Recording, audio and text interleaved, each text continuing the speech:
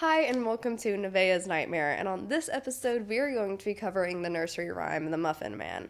As the nursery rhyme goes, do you know the Muffin Man, the Muffin Man, the Muffin Man? Do you know the Muffin Man who lives on Drury Lane? Yes, I know the Muffin Man, the Muffin Man, the Muffin Man. Yes, I know the Muffin Man who lives on Drury Lane. Now, we're going to be talking about whether or not this story is actually based on a real serial killer.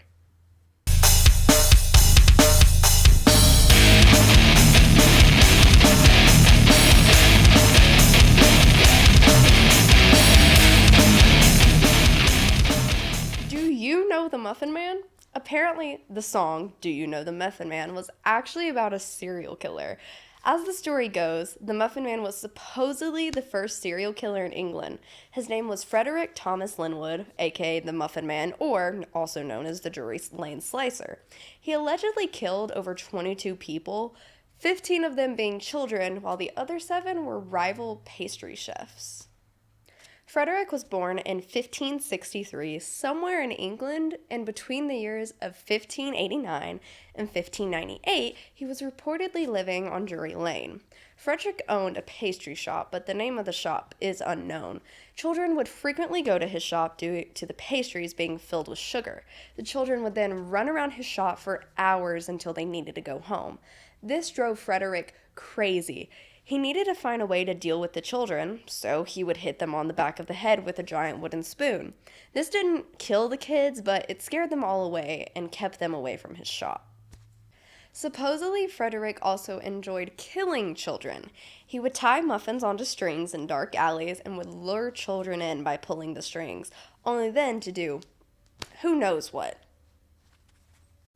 Frederick was jealous of the other pastry chefs in his town, leading him to kill 7 other chefs. His tactics of killing were strange. One chef was drowned in brownie batter, while another one was supposedly shaked and baked.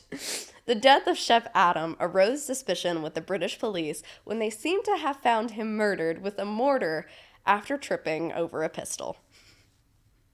Frederick was arrested after a high-speed carriage chase. The chase ended with one of Frederick's wheels flying off after hitting a small rock on the dirt road. When Frederick was arrested, he received a slightly painful slap on the wrist, as ordered by the king.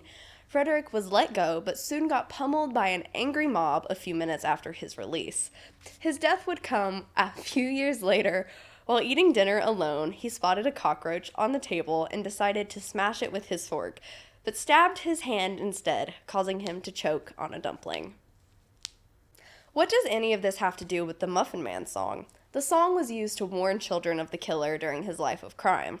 This story of the Muffin Man killer is extremely far-fetched and out there and may or may not have some satire going on. Other than rumors and stories of the Muffin Man being a real person or even killer, all stem from Frederick Thomas Linwood. There is no documentation of this story, or at least if there was, it has been lost over hundreds of years. The less out there version of the story was again about Frederick and his bakery.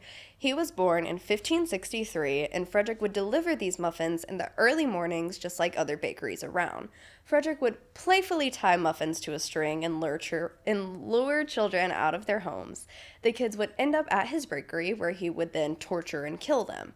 This version of the story proceeds to follow the first version. He killed 15 children at his bakery, along with 7 rival pastry chefs, only to get caught and be beaten by an angry mob. The reality of this story is that the Muffin Man was a common profession in the 19th century. During this time, Victorian families would have food delivered to their homes, and every morning families would expect a parcel of bread for their meals and muffins for their breakfast. The Muffin Man was as common as a milkman 100 years later. Do you believe this Frederick guy was actually the Muffin Man? Was there ever really a Muffin Man, or was it all just made-up folklore? Most sources of this story I just told come from a website called Unencyclopedia, which is a parody website. Either way, the story is definitely entertaining, even with no documentation to back it up, and once again, this entire story is probably just BS. So let me know what you think about today's episode in the comments. Make sure to subscribe, drop a like, and let me know in the comments below.